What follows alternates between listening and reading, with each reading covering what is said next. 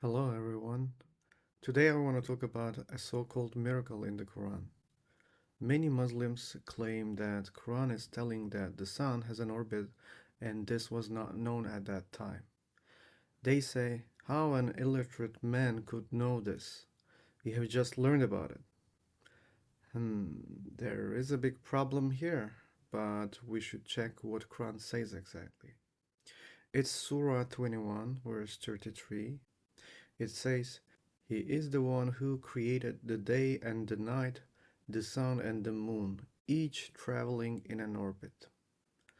What we know currently, the Earth rotates around the sun and around its axis, and the sun also rotates around its own axis. An important part is the sun has an orbit around a black hole at the center of the Milky Way.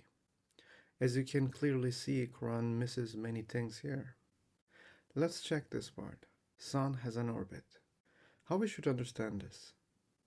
Very simple. Look at the sky. What do you see? You will see the sun rotating from east to the west. Half a circle.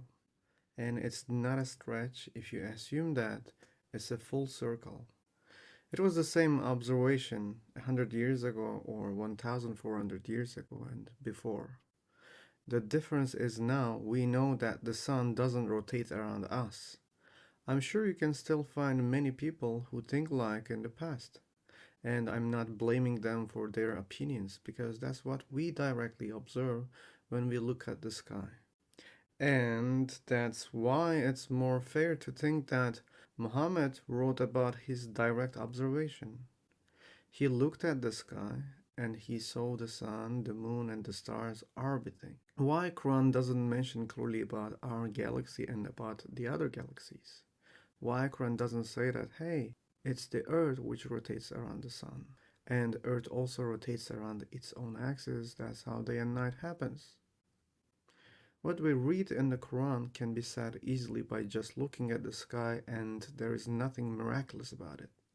When you say no, it means the sun is orbiting around a black hole and this is what Muhammad meant. I'm sorry, you're stretching the meaning a lot. I hear many of you saying, no, Quran is not a science book. There are signs in it. Maybe you're right. Maybe you're right about all your claims.